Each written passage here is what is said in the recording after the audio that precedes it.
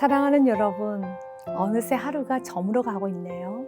오늘은 어떠셨나요? 충만한 하루를 보내셨나요? 아니면 그냥 그런가요?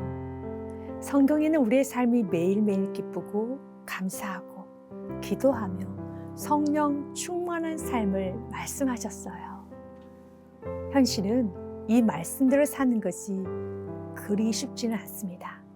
그런데 여러분, 세상의 사람들과 그리스도인의 다른 점이 있다면 기준이 있다는 것입니다.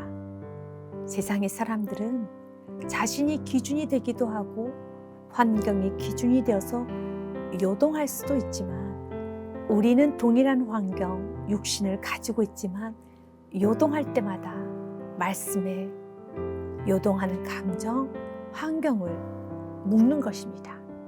그리고 말씀으로 생각, 감정, 환경을 다스려서 말씀이 나를, 환경을 이끌어 갈 수 있도록 하는 것이죠.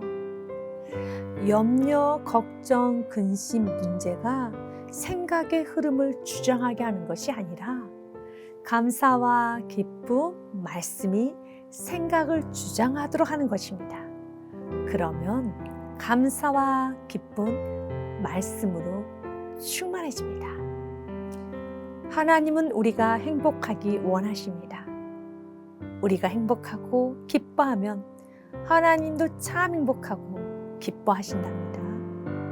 마치 자녀가 행복해하며 부모는 기분이 아주 좋아지는 것처럼 나의 아빠, 아버지신 하나님은 우리가 행복하고 기쁘게 살면 너무 좋아하십니다. 그래서 주님은 오늘도 우리가 진리 안으로 들어오기를 원하십니다. 행복, 기쁨, 만족은 하나님의 것입니다. 세상은 우리에게 행복, 기쁨, 만족을 줄 수는 없어요. 세상이 나를 행복하게 해줄 수 없는 것처럼 물질을 많이 소유하면, 명예, 지식, 경험이 많으면, 좋은 사람을 만나면 행복해질 수 있다 하지만 다 거짓된 말입니다. 마치 겉으로 보기에는 동일한 물이지만 바닷물과 먹을 수 있는 생수와는 다른 것처럼 물질, 사람, 여러 가지 세상의 것들을 통하여 얻게 되는 행복, 기쁨, 만족은 가지면 가질수록 갈증이 나요. 그래서 물질이 많아도 불면증, 우울증, 불안한 마음에 시달리기도 하지요.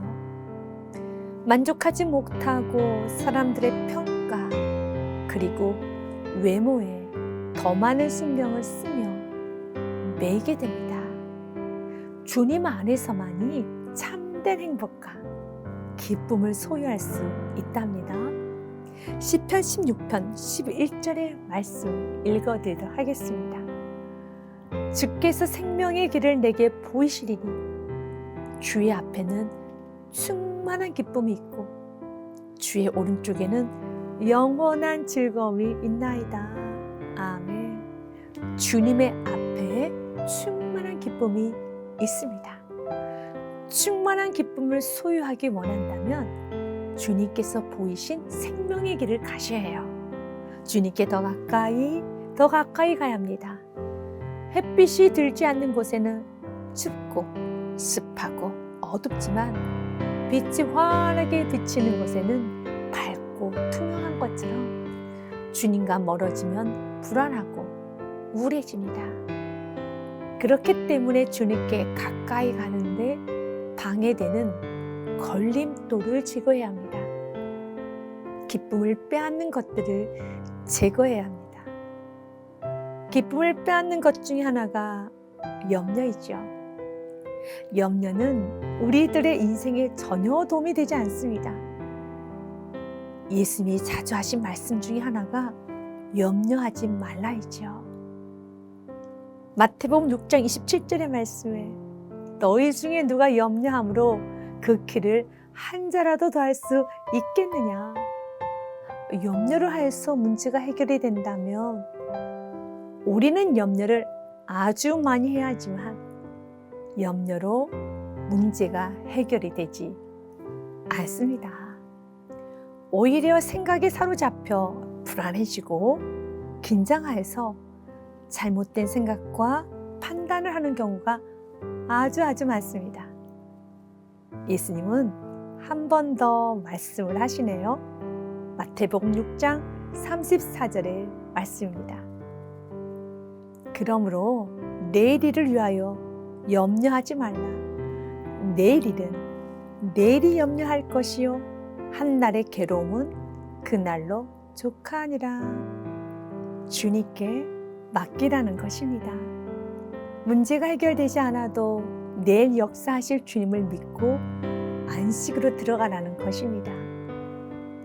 부부간의 싸움이 일어나고 부모와 자녀 간에 언쟁을 하고 동료 간에 악의 다툼이 있고 질병의 문제, 물질의 문제, 진로의 문제, 취업, 관계 문제 이런저런 문제가 오늘 다 해결이 되지 않아도 염려하지 말고 내일의 태양이 다시 떠오르듯이 하나님은 성실히 일하십니다. 그러면 염려하지 말고 우리는 무엇을 해야 할까요? 염려해야 하는 문제를 기도로 바꿔야 합니다. 빌립보서 4장 6절 말씀이죠. 아무것도 염려하지 말고 다만 모든 일에 기도와 간구로 너희 구할 것을 감사함으로 하나님께 아뢰라. 아멘. 기도하십시오. 감사로 기도하십시오. 마음이 불안할 때는 이리저리 다니는 것이 아니라 차분히 앉아서 염려가 아닌 감사로 기도하는 것입니다. 염려는 마음이 나누이다, 목을 조르다라는 의미가 있어요. 염려는 우리의 마음을 분산하게 하고 혼란스럽게 하며 심적 압박을 주기 때문에 염려가 몰려올 때 염려를 몰아낼 수 있어야 합니다. 기도하는 중에도 염려가 몰려올 수 있으며 일상생활 속에서도 염려가 훅 들어올 수도 있습니다. 몰아내는 방법은 염려가 몰려올 때 즉각 멈추고 입으로 이렇게 선포하는 겁니다. 염려하지 말라는 말씀에 나는 순종한다. 염려하지 말라는 말씀에 나의 생각은, 감정은 순종할지어다. 염려를 인정하고 존중하면 안 됩니다. 무시해야 합니다. 기도를 하는 것입니다. 주님께 염려되는 문제, 마음을 그대로 아뢰는 것입니다. 주님, 염려가 되는 부부의 문제를, 자녀를, 질병을, 물질의 문제를 드립니다. 그리고 내가 순종해야 할 것은 순종하겠습니다. 어려서부터 병약한 청년이 있었다고 합니다. 자랄수록 건강해질 것을 기대했지만 몸은 점점 더 허약해지고 병원에서는 현대의학으로는 치료할 방법이 없다고 하였어요. 그래서 그 청년은 깊은 산속에 들어가서 성경 읽기와 큐티, 기도를 하였다고 하네요. 그런데 그의 집 앞에 놓인 커다란 바위가 그의 시야를 가로막고 있어서 항상 마음이 답답했다고 합니다. 어느 날 그는 하나님께 이렇게 기도를 해요. 하나님, 저 바위를 좀 옮겨주시면 정말 감사하겠습니다. 그때 하나님께서는 그의 꿈에 나타나셔서 바위 때문에 고민이라면 기도만 하지 말고 날마다 바위를 밀어라 라고 말씀하셨다네요. 청년은 뛸 듯이 기뻐하며 힘껏 바위를 밀기 시작했습니다. 하루, 이틀, 한 달, 두 달. 그러나 아무리 밀어도 바위는 움쩍도 하지 않았습니다. 그래도 하나님께서 말씀하신 것이니 순종함으로 하루도 빠짐없이 바위를 밀었다고 하네요. 이렇게 바위 밀기를 1년이나 계속하였지만 여전히 바위는 꿈쩍도 하지 않았습니다. 그러던 어느 날 꿈에 다시 하나님께서 나타나셨다고 합니다. 그러자 청년은 원망 가득한 투로 이렇게 말했어요. 하나님, 아무리 바위를 밀어도 바위는 움쪽도 안 합니다. 그러자 하나님께서는 빙그레 웃으시면서 말씀하셨어요. 거울을 봐라. 그는 거울 속에 나타난 자신의 모습을 보고 소스라치게 놀랐습니다. 거기에는 창백한 얼굴이 아닌 혈색이 좋고 팔과 다리에 보기에도 멋진 근육이 있는 건강한 청년이 서 있는 것입니다. 거울 속의 낯선 청년은 분명 자기 자신이었습니다.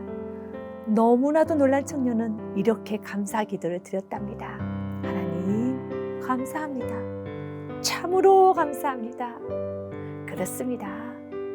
나는 생각하기를 이 문제가 해결되기만을 원했고 돌이 없어지는 것만을 원했고 근심하고 염려하며 어떻게 하면 저 돌을 없앨까만 고민하였지만 하나님의 계획은 바위를 없애시는 것이 아니라 바위를 통하여서 건강한 몸을 주시기를 원하셨음을 우리는 기억해야 됩니다.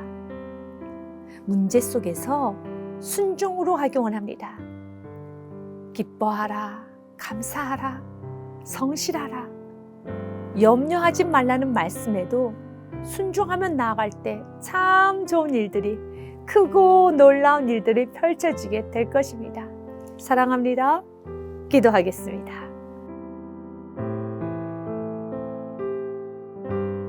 사랑의 하나님, 염려하지 않고 기도하게 하옵소서. 근심, 걱정, 염려가 생각을 주장하도록 방치하는 것이 아니라 감사와 기쁨이 생각을 주장하여 삶 속에서 감사와 기쁨이 충만하게 하여 주옵소서. 주님의 말씀의 환경에 상관없이 순종만 하게 하여 주옵소서. 염려를 키워가는 것이 아니라 감사 기도로 염려되는 문제를 아뢰겠습니다.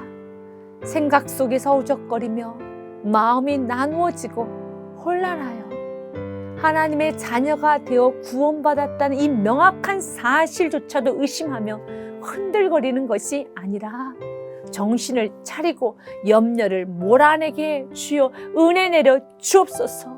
기도할 때 하늘의 평안과 위로를 받았던 수많은 시간이 있었음을 나는 기억합니다.